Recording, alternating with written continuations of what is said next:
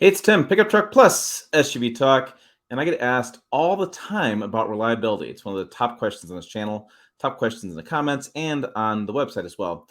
The challenge is for most consumers when you're spending $40,000 to $50,000 on a new midsize truck, you kind of want it to last. You want to be reliable. It's a tough thing to answer because you can get a lemon at any brand, but we can use some statistics, look back on different trucks to determine which ones be more reliable than others. Now, there is a thing called predictive reliability.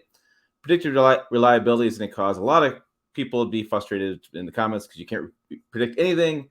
However, it is a good gauge. Like, at least we have something. So before we go to dealership and buy that new 2022 mid-size truck, let's go ahead and talk about the data that we have found and kind of go through the sources and give you some ideas on, well, if it's going to be worth your time to buy that truck. You can be in the shop more than you want to. There's a lot of questions on that. So let's get to it. You can find it on our website. I've been doing some organization going on over there. And let me do it like this. There you go. So this was written last November. If you guys recall, which you may not have, we did this for full-size trucks.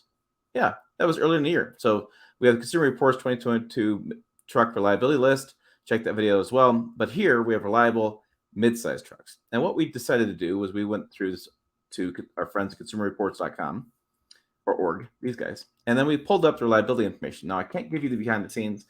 It's an agreement I have with them, but I can tell you where vehicles ranked.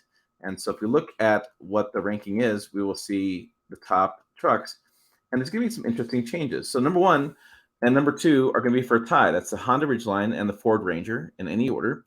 And that's what Consumer Reports says is going to be the most reliable midsize trucks out there. And when you go to carcomplaints.com, you're going to see very few problems with the Ford Ranger. And if you go to carcomplaints.com as well, you see very few problems with the new Honda Ridgeline. And what Car Complaints does, they take the NHTSA ratings, it's the National Highway Traffic Safety Administration, they take that information into complaints, and they gather sources, recalls, and stuff, and they put it all together in some handy guides. So there are no really issues those two. So that's number one and two, Honda Ridgeline, Ford Ranger. You may be wondering, where's Tacoma? Toyota is always known for reliability. They come in third. What's interesting here is we actually reached out to them because we were confused. And here's what's going on. We reached out to Stephen Elk, who's the program leader for automotive data analytics.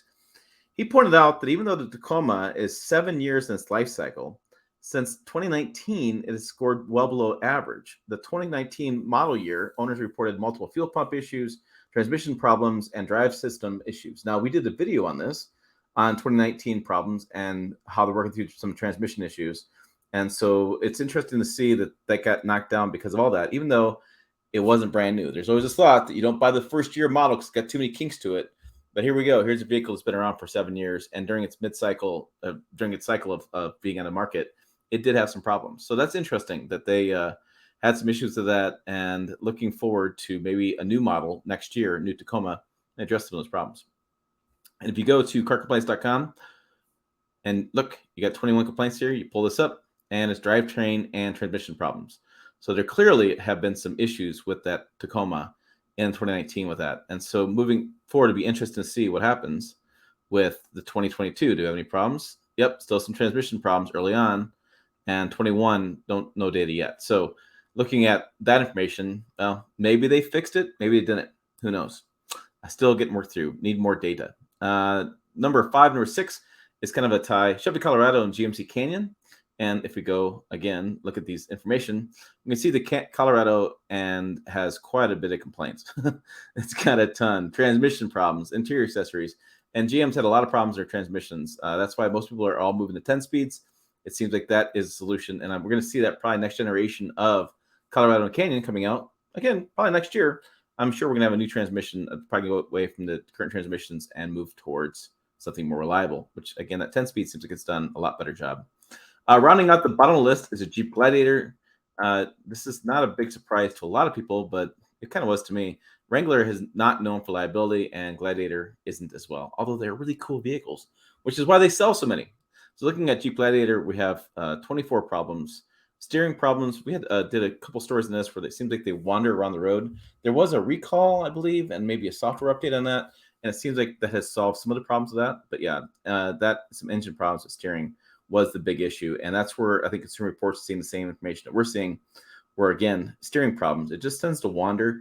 And I think it's just a byproduct of all the different trims. Some have bigger tires, some don't. I mean, it's just a lot of setup there. So they look like they are working on that. Let me click on recalls. I don't know if that's gonna.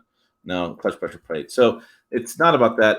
There is a lot of concerns with that 2019 Jeep Gladiator, 2020 Jeep Gladiator, some problems with transmission, 2020 Jeep Gladiator.